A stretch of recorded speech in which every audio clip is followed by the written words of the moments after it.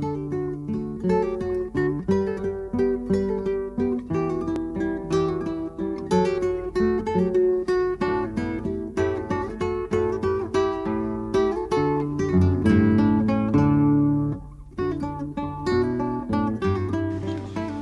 afternoon, everyone.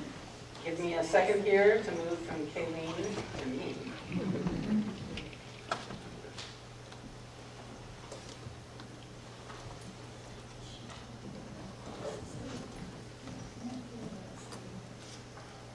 Here we go. The Stewart Bit Players is the name of the course that I will be giving here at Oakmont starting in January for SSU. This is a follow-up course to the one I taught last year, which was about the kings and queens of that dynasty. This is the cutting room floor. All the things that I couldn't fit in because the politics is so very complex in the 1600s. And one of the things that happened during the Stuart dynasty is the last grammatical shift in the English language. So I grabbed that as an excuse to talk about the entire history of the English language. And so what I'm going to give you today is half of that.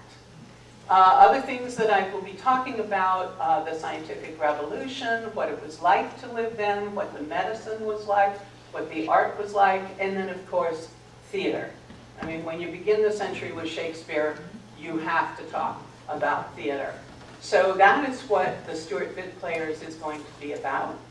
And today, I'm going to give you the kernel, the central ideas from my 2-hour talk of the evolution of English. So let's begin. Language changes.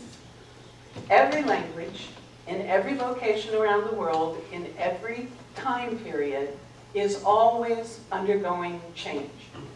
Two processes are simultaneously acting on every language at every time. One is accretion, adding to the language, making new vocabulary, making more nuanced grammatical distinctions. These processes continually happen in a language. Another process that's working is simplification. Things are being trimmed away, forgotten, and lost that are no longer useful in a language. So both of these are ongoing. But generally, a language is in one or the other mode. Either it's mostly in accretion mode or mostly in simplification mode. An example of accretion is Navajo. Here is a language that for hundreds of years was fairly isolated. And most of the people learning this language were children. So we know what geniuses children are at picking up their native language.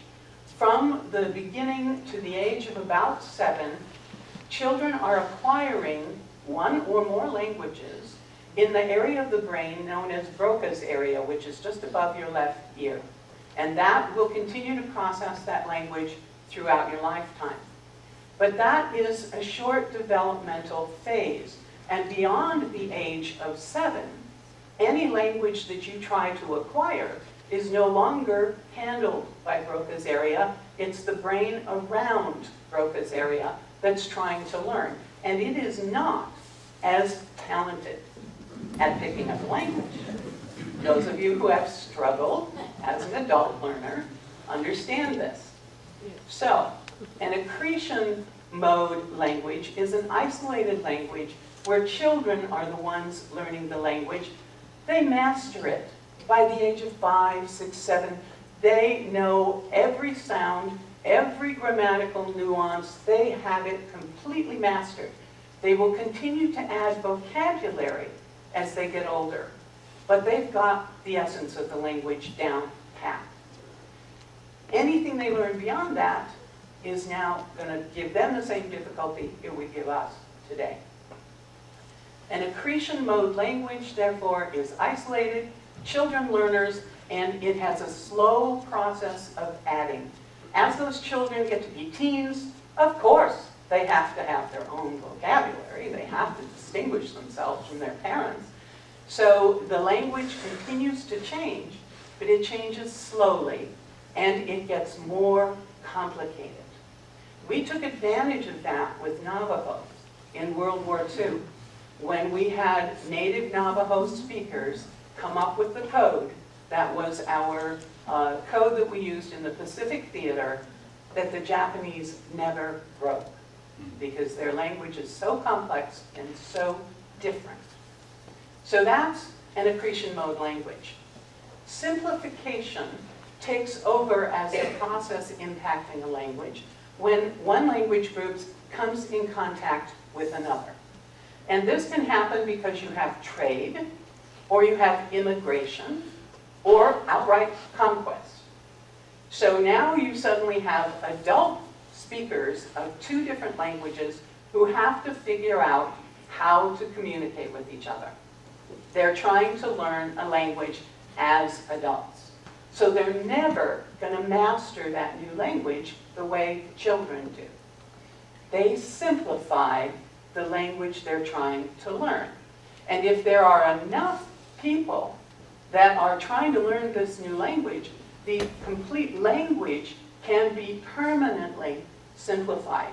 It's a very rapid process because those adults need to communicate now. And it is something that can be very drastic. So these two processes are constantly in play. And we're going to watch, as we go back to the roots of English, how these processes have impacted our language. So we have to go all the way back to the roots of English. Most modern languages spoken today in Europe and in the subcontinent of India are very similar at the root. So much so that linguists have been able to project backwards what the parent language must have been of all of these Indian and European languages. And they call that parent language Indo-European. They figure that it probably was spoken about 7,000 years ago in this pink area here, the steppes of Russia, by nomadic tribes. These tribes spread out east and west, taking their language with them. Now they're spreading out into rather sparsely populated areas. And that means that they end up as isolated pockets of Indo-European speaking. So now their language is in isolation, and it goes into accretion mode, meaning each of these little pockets is changing their language by adding to it, making it more complicated, changing the grammar, changing the pronunciation, until these different little pockets no longer understand each other. So this is what happened with Indo-European over the course of hundreds and thousands of years. And we're going to focus on what happened in the western edge. As Indo-European got all the way to the Atlantic seaboard, we can see that the northern part of Europe and Scandinavia are speaking a Germanic piece of Indo-European. The southern part, the part we call France and Spain, and the British Isles, are speaking a Celtic language at this point. Then the Roman Empire arrives. They're speaking Latin, which is an Indo-European language, and they overrun these areas that are speaking Celtic. They do not take command of the areas that are speaking the Germanic version. But they do, in 43 AD, take over what the Celts call Britannia. The Celts call themselves Britons. So from 43 AD, for 300 years, these Latin speakers are in charge of what we call England. And they are a very thin administrative layer. The majority of the people living there are continuing to speak Celtic, and they have very little contact with this administrative layer. So there isn't a lot of influence on either Latin or Celtic, although this goes on for 300 years. Then the Roman Empire falls apart, and we get chaotic movements of people in all sorts of directions. The part we're interested in is up here. We see that with the departure of the Roman troops from Britain, we get a whole bunch of immigration coming from Northern Europe. These are all tribes that are speaking a Germanic language. So we see the Angles and the Jutes and the Frisians and the Saxons and the Danes are pouring in to Britannia. And they're bringing their Germanic dialects with them. They're also bringing entire clans. Their families come as a whole, and they settle. So many of them come that they push the Celts all the way to the western border. And now the Celts are semi-isolated from each other. This group up here starts developing in a different direction from the other Celtic pockets. This becomes Scottish Gaelic. Down here, we have Welsh developing, and Cornish down here, and of course in Ireland we get Irish Gaelic. So those languages still exist today in the British Isles, but they were overwhelmed by this Germanic immigration that came in. And so all of these areas to the eastern edge of the island are groups that speak very similar Germanic dialects. So as they move around and get themselves settled, they come up with a combination of their dialects that is going to be a single language. This single language is named after this largest group, the Angles. The Angles call their new country Angleland, England. They speak Angle-ish, English. So this language that they combine and come together with is called Old English. So we have the departure of the Romans, we have the immigration of the Germanic tribes, which meld their languages into one, and Old English is spoken from the mid-400s to the mid-1100s. It's a Germanic language, and I want to give you a sense of what it was like. So we're going to experience the poem Beowulf. Beowulf was composed, not written, because this is not a literate society. It was composed around the year 700 AD. It was composed by a bard. A bard is a traveling performer. He memorizes hundreds of poems and performs them accompanied by a lyre, a stringed instrument. And he goes around from village to village and performs as a way of making his living. So Beowulf is an action-adventure.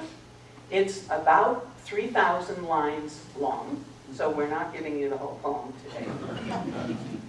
What we are privileged to have is a performer who has mastered Beowulf, who can recite it in Old English, and he has taken the trouble to reconstruct a lyre based on fragments of lyres that we have found in Anglo-Saxon graves.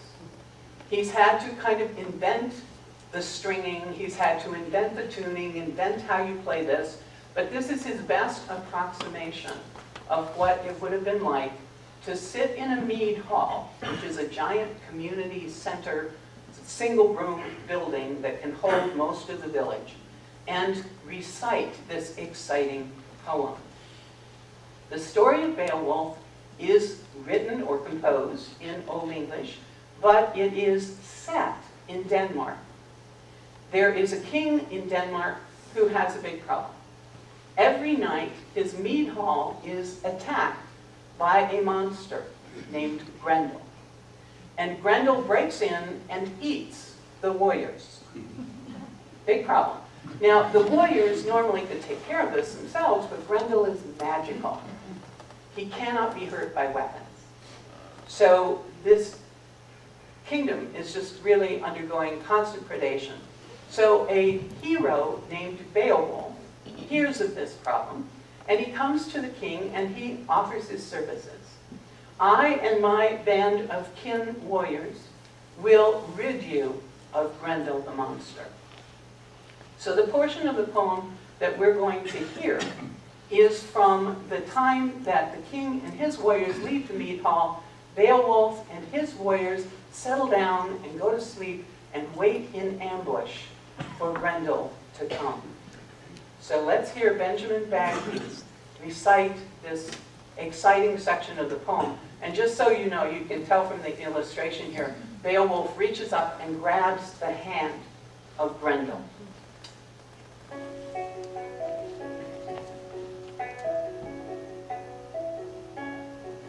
See if you can hear any English that's recognizable in this recitation.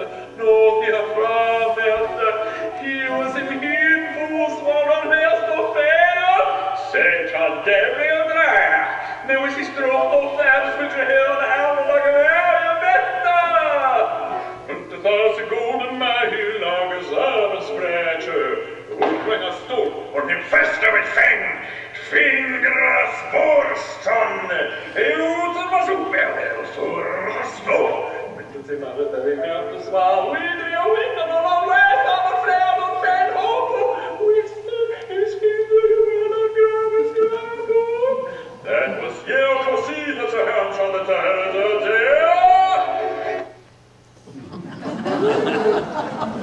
We break into this action adventure because the poet does. At this point, he stands back and he goes, "Isn't this a marvelous mead hall? Wow, look at those sturdy timbers and the gilding and the weapons on the..." He goes on for quite a while.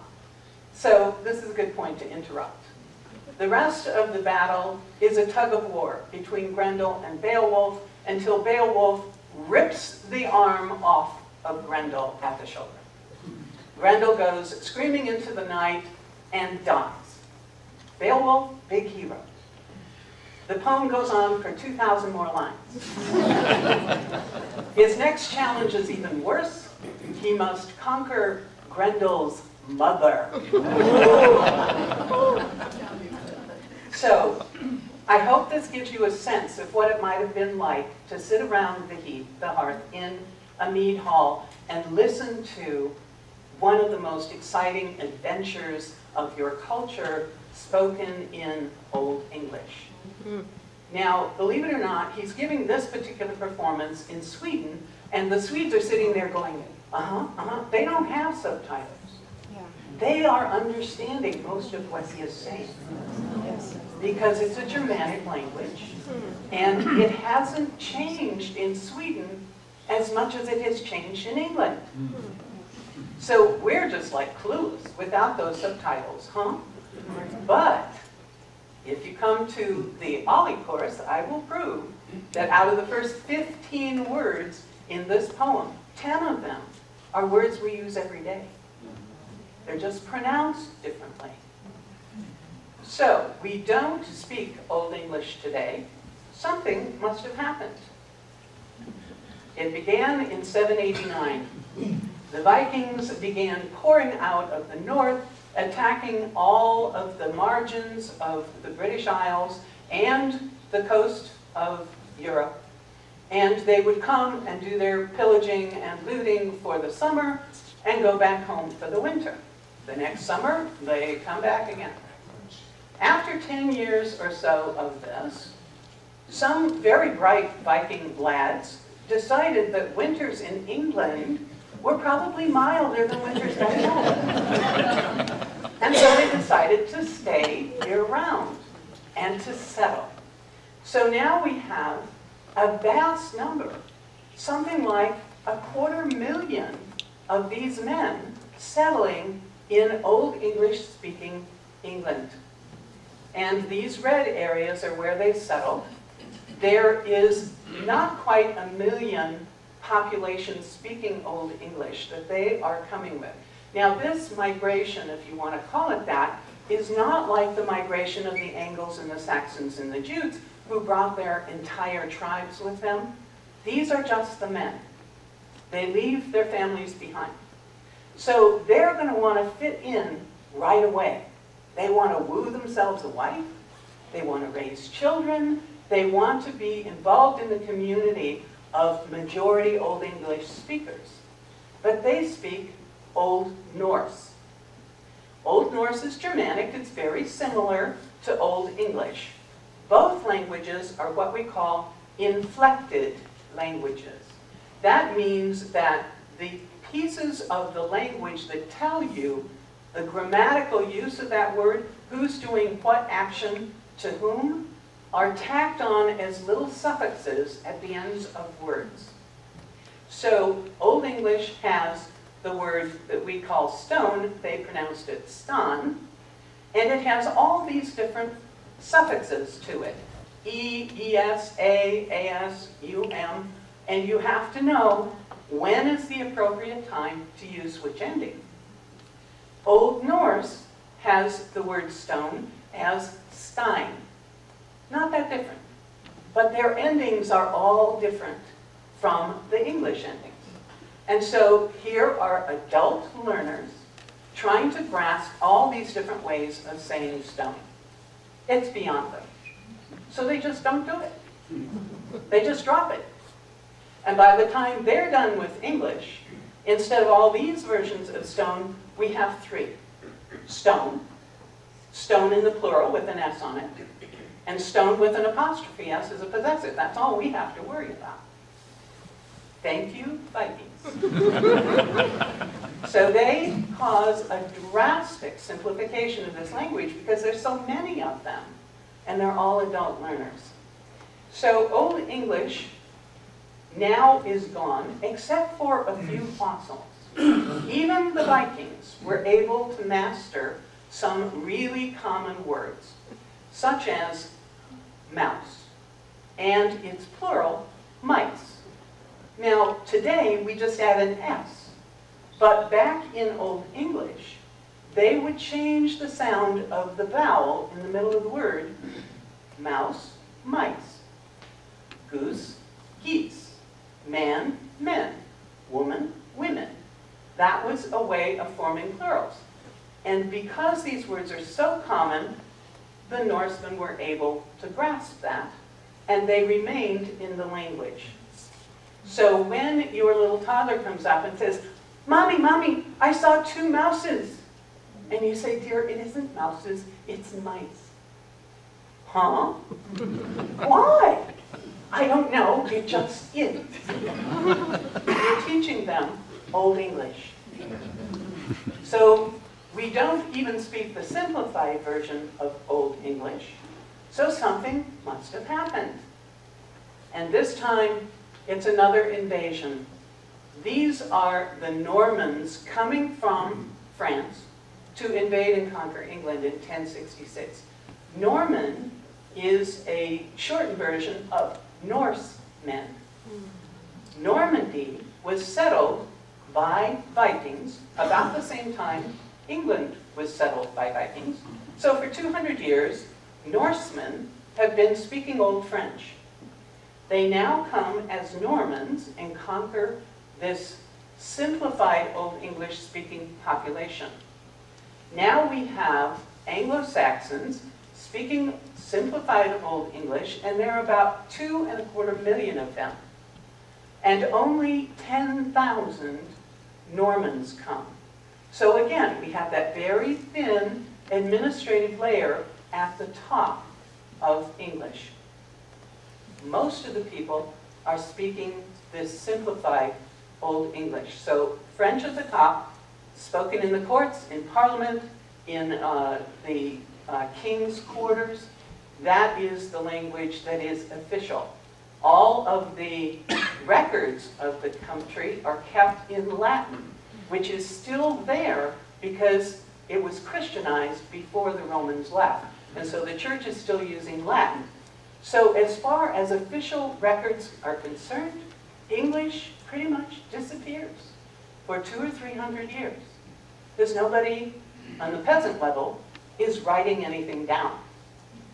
So now we have this thin layer of French-speaking people administering the entire country full of people who are speaking this old Germanic language. And there are too few of them to have an impact on the grammar of English or its structure. But those servants that are working with their overlords are having to learn Old French, and they're bringing those words back home with them. So we begin borrowing massively from Old French.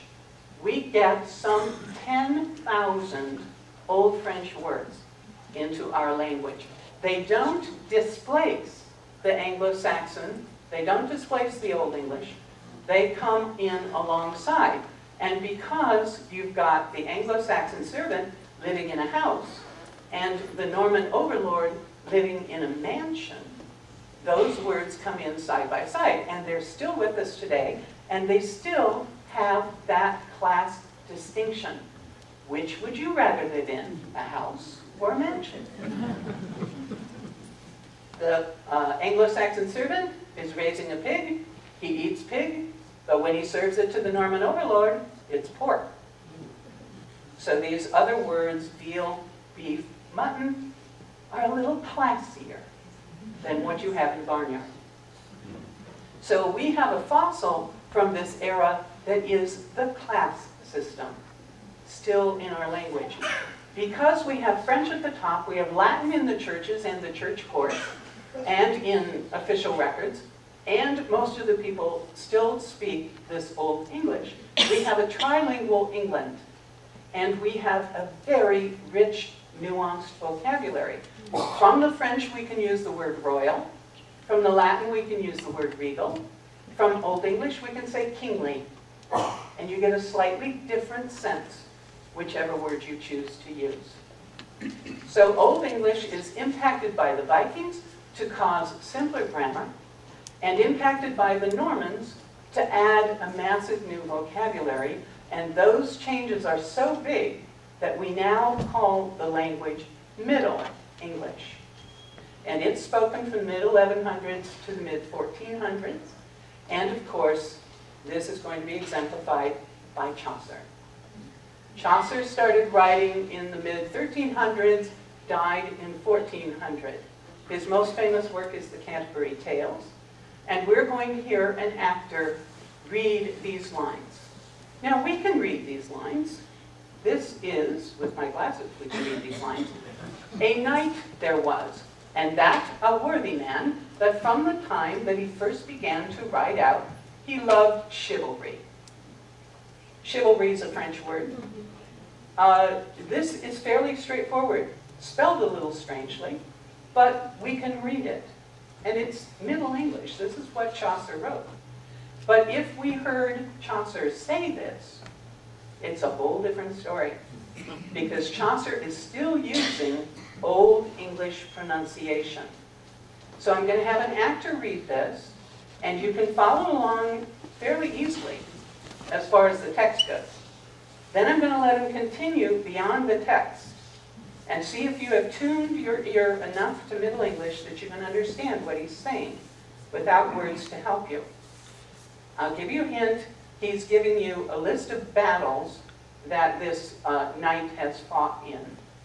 So here we go with the A knight there was, and that a worthy man, that fro the time that he first began to reading out, he loved chivalry, truth and honour, freedom and courtesy. Full worthy was he in his lord's ware, and thereto had he reading no man fairer, as well in Christendom as in heathness, and ever honoured for his worthiness. At Alessandro he was, when it was won. Full of the time he had the board begun, above alle nations in Prusse. In Leto had he rised, and in Russe, no Christian man so oft of his degree. In Gernard at the Sage, eg had he bay of Algecier, and reading in Belmaria. At Lies was he, and at Satalia, when they were won, and in the greater sea, at many a noble army had he bay. At mortal battles had he been 15, and fouchten for our faith at Tramisena in listes 3 years, and I slain his foe. And I slain his foe, and yes, killed his foe. Slain. I slain his foe. So, he is pronouncing this as though it were still Old English. But he's writing it down in words that we recognize. We recognize them because printing came in while we were still speaking Middle English. And it froze our spelling in Middle English form. That's why it's so darn hard to spell. So we're not talking like that anymore. Something must have happened. In 1348, bubonic plague hit. It, for the next 3 years, ravaged England. By the end of those 3 years, some half of the population was dead. People were fleeing in front of it, did them no good. After so many died, there were many very prosperous, empty lands. And people moved to take advantage of those empty spaces. So the Black Death, coming initially for 3 horrific years, And then every summer after that, sometimes at epidemic levels, sometimes very low, kept the population moving. Now, we're not talking about different languages coming in contact with each other. We're talking about different dialects. It's spoken a little differently in the north, in the west, in the south, and those dialects are now impacting each other with this geographical churning of the population. Then in 1455, two noble houses, the Yorks and the Lancasters, decide to squabble over the throne. So for 30 years, there is civil war. And one house will win, the other house falls. Starts mixing with its lower social class. Then they rise up and the first house falls. Back and forth for 30 years. So we have a churning through the social layers as well as a geographical churning. So the language is getting a huge impact from all of this movement so that it changes the way it is pronounced. And linguists call this the great vowel shift. It's always done in capital letters, and you must lower your voice in reverence. The great vowel shift. And what it means technically is that short vowels that we used to say in the back of our mouth, we now move forward and up, in case you wanted to know. That is the vowel shift. But what it meant was that Chaucer, who died in 1400, if he came across Shakespeare, who was at his peak in 1600, just 200 years later, and they met on the street, they couldn't understand each other. They could write down what they had to say and read it, because we're still using Middle English spelling, but they couldn't understand what the speech was. So this is the great vowel shift, and you can see it in some of the words. Feet, which was used in the Old English Beowulf poem, fate und vollbar. Fate is the way it was pronounced in Old English. Fate is the way it was pronounced by Chaucer. We say feet. That's a vowel shift. The word night has even changes in the consonants, because in this reading we just heard, a knicht there was. Chaucer pronounced the K. He pronounced that GH as a kind of explosion of breath. Knicht. And the vowel in the middle is ich. Shakespeare says night. No K, no GH, and he changes the vowel. So these two men could not understand each other if they met. And we're stuck with that Middle English spelling, because in Shakespeare's time there was this big question, do we change all our books now? We've had books for 200 years, and they've all got Middle English spelling. I mean, do you move from your LPs to your CDs? Well, you're kind of forced to, but. So the big question was, do we reform the spelling? Well, yes, of course. But then, whose pronunciation do you take? Because London says it differently from Wessex or Kent or Northumbria. And so they just gave up, and we still have Middle English spelling. So Middle English is impacted by the plague with the geographical churning, and the War of the Roses with the social class churning, to change the way we pronounce it. But we're not yet at modern English. We're at early modern English. That's what Shakespeare spoke, and it was from the mid-1400s to the mid-1600s. Let's hear what Shakespeare might have sounded like. This is an actor, John Barton, who's trained in what they call original pronunciation, and he will give you a speech from Shakespeare's Henry V. It's intriguing to think of what Shakespearean verse would have sounded like during the Renaissance. John Barton, an expert on speaking Shakespeare, thinks it would have sounded like this. Once more into the breach, dear friends, once more, or close the walls up with our English dead, in pace there's nothing so becomes a man as modest stillness and humility, that when a blast of war blows in our air, then imitate the action of the tigger, stiffen the sinews, summon up the blood, disguise fair nature with hard favour's rage, then in the eye a terrible aspect, let it pry through the head like the portage of the brass cannon, let the brow o'erwhelm as fearfully as doth the golded rock, o'erhang and judge his confounded base, swilled with the wild and wasteful ocean. Ocean. If we met Shakespeare in the street, we could carry on a conversation. And isn't that remarkable? 200 years between Chaucer and Shakespeare, and they can't talk to each other. 400 years between us and Shakespeare, and we can. But his English is not quite our English. So, something must have happened.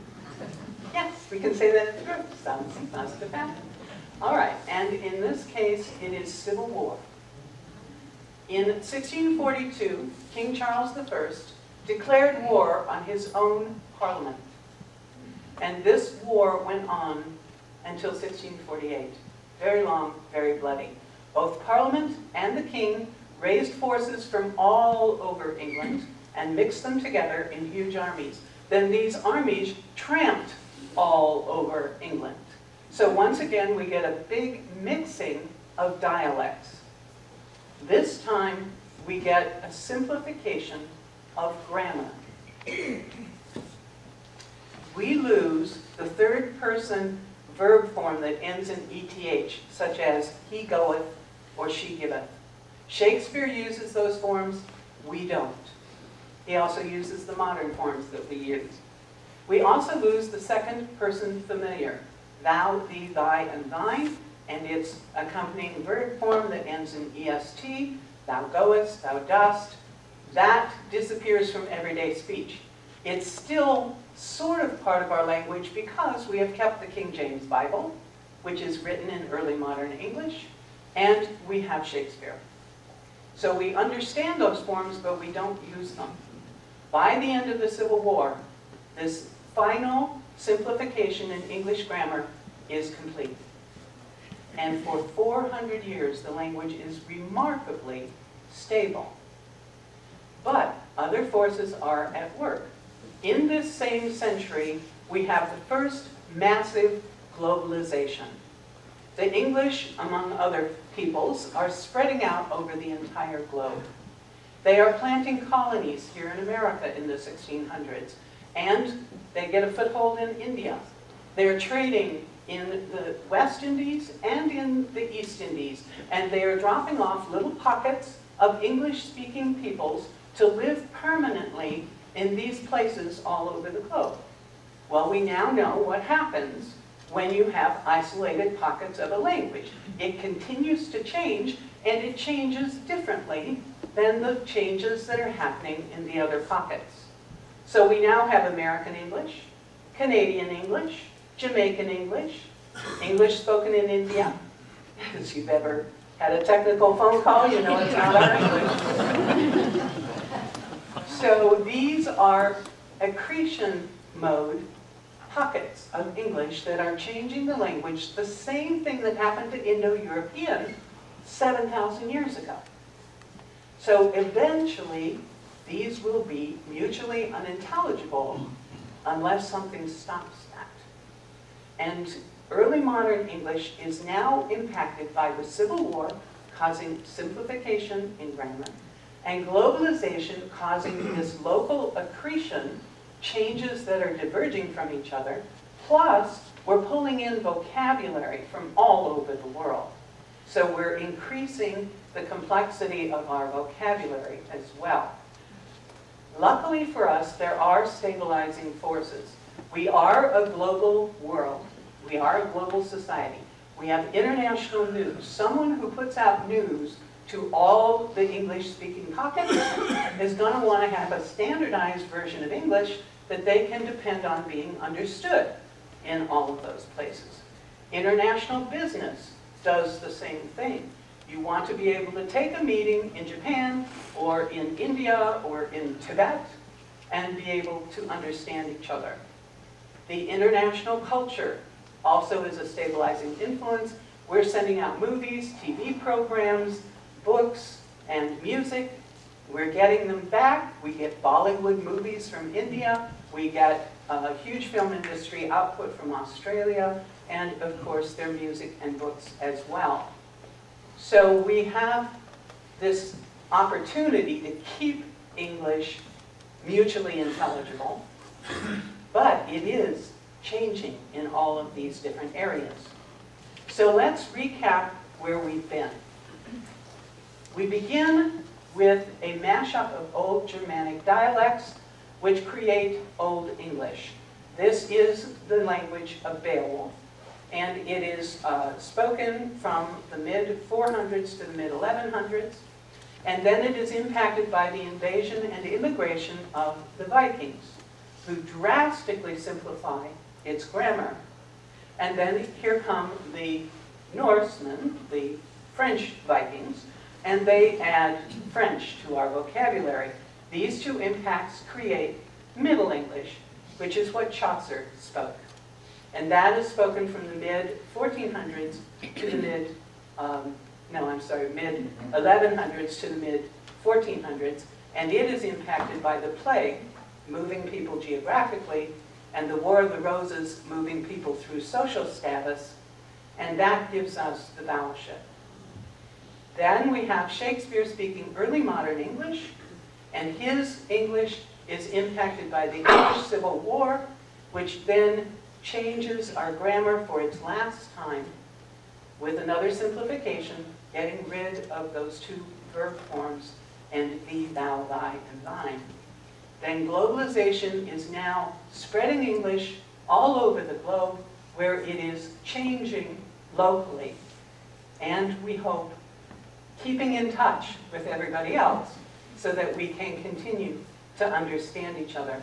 And that's the state we're in now as modern English, but language changes. And so something will impact English. We don't know what, we don't know when, and we don't know what the form of modern English will become in the future. But we can count on the fact that it will change. And that is the evolution of English. This shows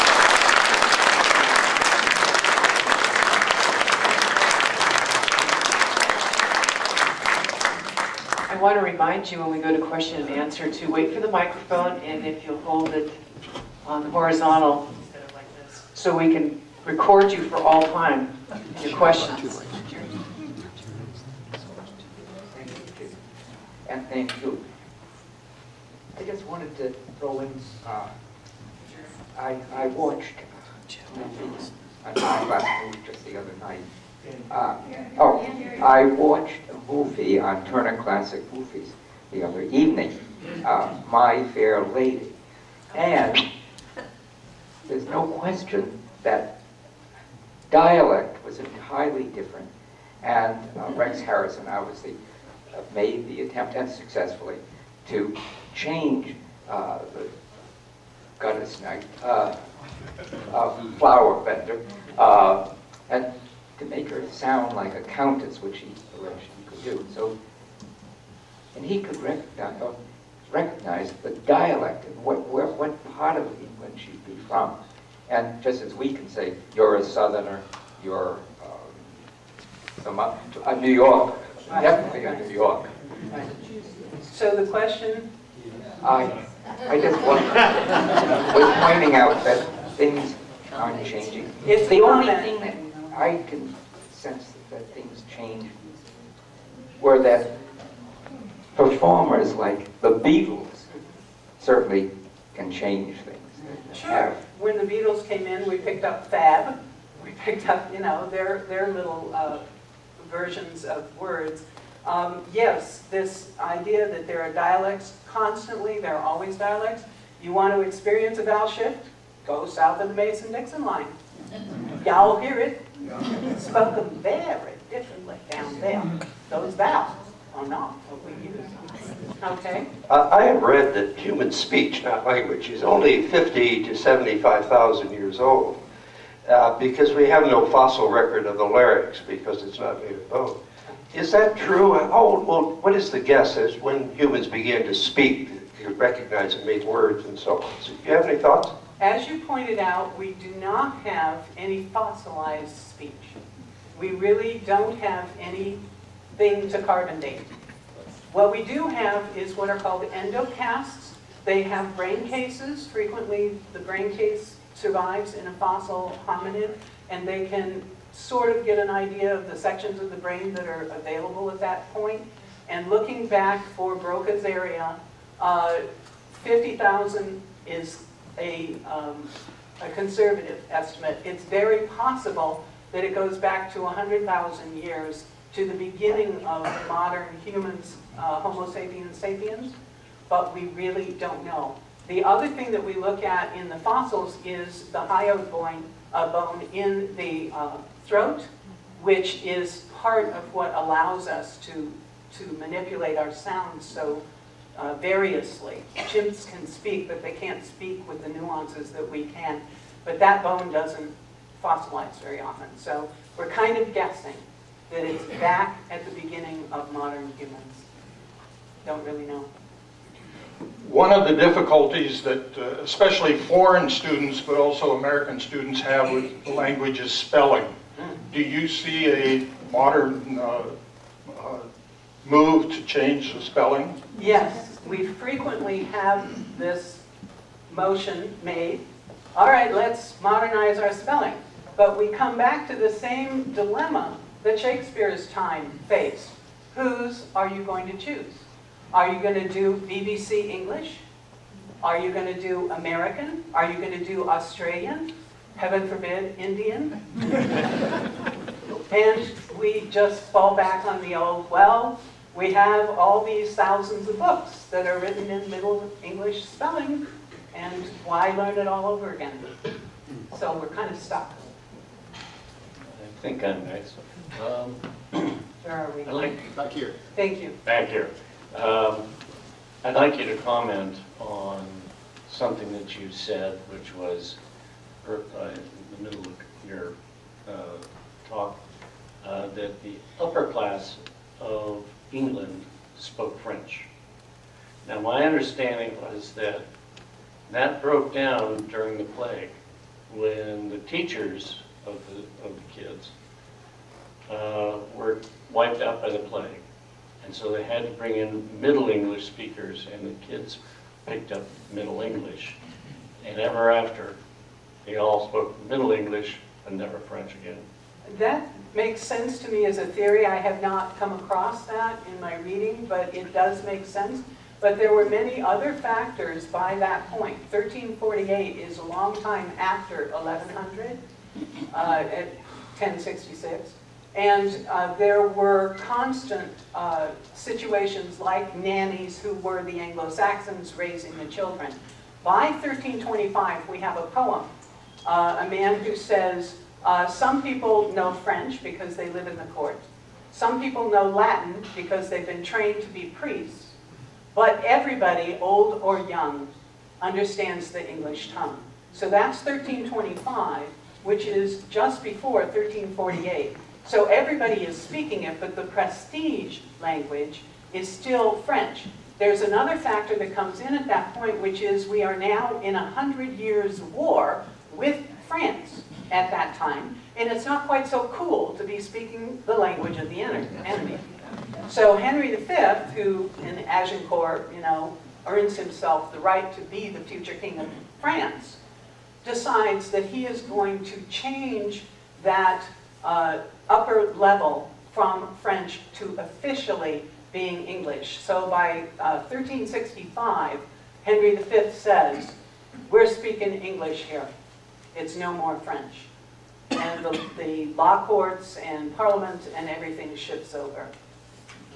Good point. We take turns. I was just going to ask, in your summary you didn't mention Latin. Do you see it as having much influence other than vocabulary? Yes, Latin had a huge influence, mostly in Shakespeare's time, just a little prior and afterwards, in what they called inkhorn words. And this is the rise of the Renaissance in general. The interest in ancient languages was pervasive. If you were university trained, you must learn Latin and Greek from well before. But in Shakespeare's time, they began incorporating a lot of those Latin and Greek words into English as a kind of show-off. See, you know, I have a university education, I can throw Latinized words at you.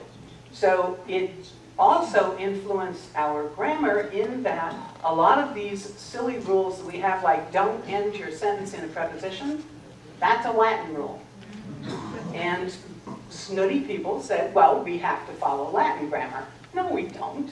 We end English sentences with prepositions all the time. So yes, it had a huge impact besides vocabulary. I want to ask you about the future. When I read something in the magazine today, there are so many of these letters in capitals that I don't know anything about. Is that where we're going? In a way, it is. The youth culture has done texting. Texting is spelling with your thumbs. It's very limited. You don't want to have to spell out long words with your thumbs on your telephone. So they abbreviate a lot of things. And they are inventing a whole bunch of abbreviations very, very rapidly. LOL, laugh out loud. And there are many of those. So you can find dictionaries for that online if you really want to, you know, get into it.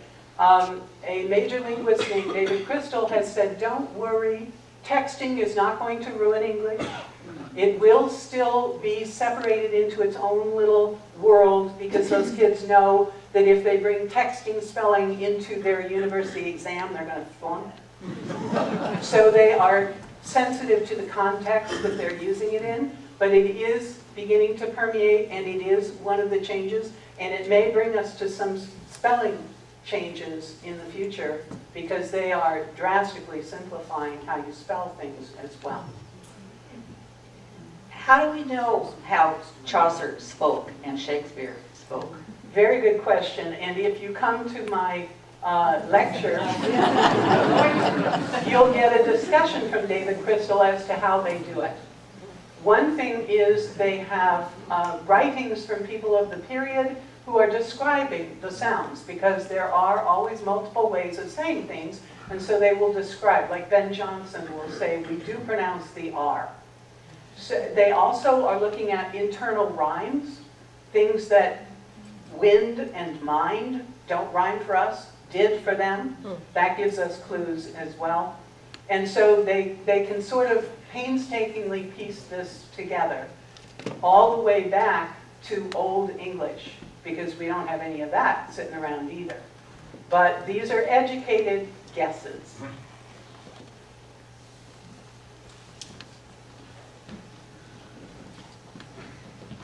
Am I on mine next? The future of English, would you say that because of the prevalence of English, particularly, for example, as a air traffic command is American English, our movies are pretty widespread, do you feel that perhaps the American brand of English will be more widespread, or will there still continue to be many, many dialects in different countries? There will continue to be dialects, and they will continue to change from each other. Currently, a lot depends on who taught these people English. For example, if you see a reporter go into deepest Africa and he sticks his mic in the face of a man wearing a loincloth, what you're going to hear is Oxford English, because that was a former English colony, and so they're learning British English. So that was such a huge global phenomenon that British English is still the major form of English. But, as you say, things that are technologically up to date are usually in American English. So we're hoping that the fact that we all still have to talk to each other is going to keep it from spreading too far apart, but it will continue to diverge. I noticed with in today's English that people are dropping things like the ly in adverbs. You don't hear it very much anymore, even from television anchors and things like that. So that seems to me that a lot of our grammar is being simplified. Can you comment on that? I think that there are a lot of forces toward simplification today in the world. The globalization itself, although it's giving us the accretion happening in pockets, the global language has got to get simpler, or all these adults who are learning it are going to have a great deal of difficulty. I too have noticed the disappearance of the adverbial ly. And those kinds of simplifications, I think, will continue just from the pressure of having to maintain a standard that's simple enough for adults to learn it anywhere. Yep. My question is similar to the last one. Anyway, you were talking about the stratification of their different languages and so forth. And I notice in today's world, a lot of people mix up the adjectives and a lot of people end in prepositions and so forth.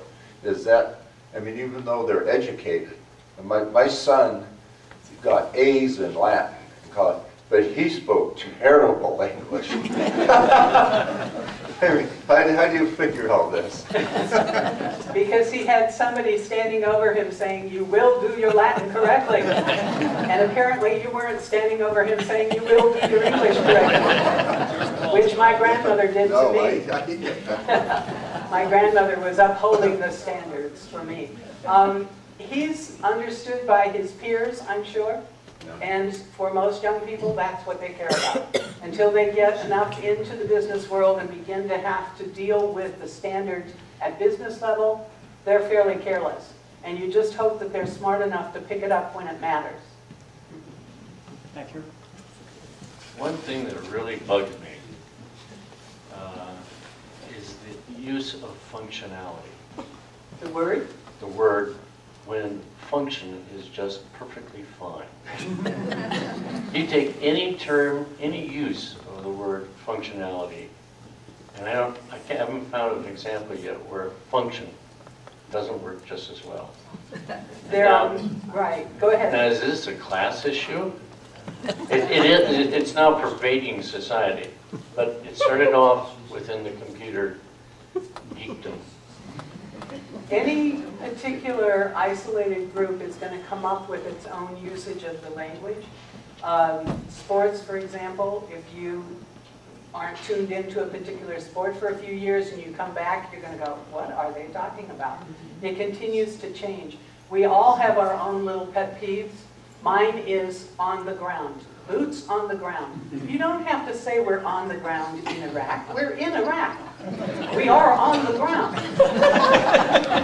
So these things arise and become popular because it's a new way of saying things. It's a faddish kind of thing, and news anchors seem particularly prone to picking up word fads, and then they get spread all over the place. And nobody, again, no teacher is going, now wait a minute, that doesn't make sense. I had a question about what's... Excuse me, I'm sorry. I'm sorry.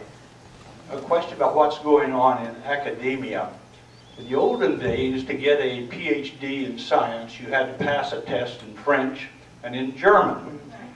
However, these tests were given by the science department, not the language department, so everybody always passed. I didn't know that. I would have taken them.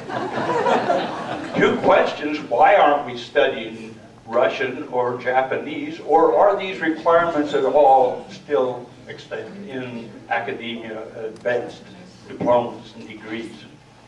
I don't know why the standards of academia have fallen. I'm not part of academia. I'm not part of those discussions. I was a computer programmer for my career, so language was the last thing they were worried about. But I know here in California, I moved back here in 2004 and was totally shocked to find that the high school that my son was going to had so much lower standards than the California high school that I went through. I think in general, our country has dropped the ball when it comes to education. We have dropped the funding and we have dropped the standards, and No Child Left Behind is eviscerating our standards rather than raising them. So I have no explanation other than to say it's money at this point. One of the things that came up in the East Bay some time ago was eugenics. I'm curious as to where that went, if anywhere, and what it's worth. Eugenics is the study of Black English. And it is a fascinating thing that I have not had the time to get into. So I don't know the state of it at this point. I know people aren't talking about it so much anymore because I think they made their point back then, which was that Ebonics is a valid form of English. It happens to be in a minority group that has been oppressed for a long time, and therefore much of the country looks down on Black English, just from their cultural prejudices. But they made the point that it is a valid form of English and deserves respect. I know there are people who are studying it. I would love to study it because I think it will be a primary example of simplification. We brought people from many different African tribes as adults to this nation. They couldn't talk to each other, and they were forced to learn English as adults. And what came out of that is Black English, and I know that they have essentially dropped the word to be. That's a big simplification. And I think there are many other instances to be found if we do spend the time studying it. Yes, I noticed probably a lot differently than everybody else that when you were reading or having the actors read the parts, that I could actually understand them without the subtitles since I couldn't see them. The thing that I've noticed recently, and I'm just wondering if this has got something to do with simplification, is that I can't understand the younger generation because they speak so fast. That's interesting. My son is 24 years old, and I brought him to, when I did the 2-hour version of this lecture at Vintage House this last fall, and he said, "Mom, you talk so slow, you just bore me." And I'm like trying to speed through the material so I can fit it into that time period. So there is something going on in speed, and heaven help us, we're going to be left behind. But I find it fascinating that you say that you could understand a lot more because you're tuned into it orally, whereas we're focusing on the visuals. I love that. Do you see any move towards a word that stands for both he and she so that people will not use the plural their to replace it? I don't. I have not come across any examples of that, but it would certainly be handy, wouldn't it? Do we have any other questions? In the back.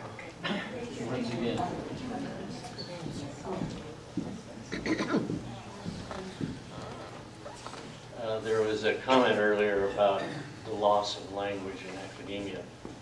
So when I went through graduate school in the 60s, German and French had dropped out as a requirement. It just dropped out. And it was replaced by, if you could learn a computer language and program in it, that was a replacement because it was a language. Part of this was the fact of the wars, that French and German were no longer the dominant scientific communities, and you didn't need to know French or German because all of the publications were in English.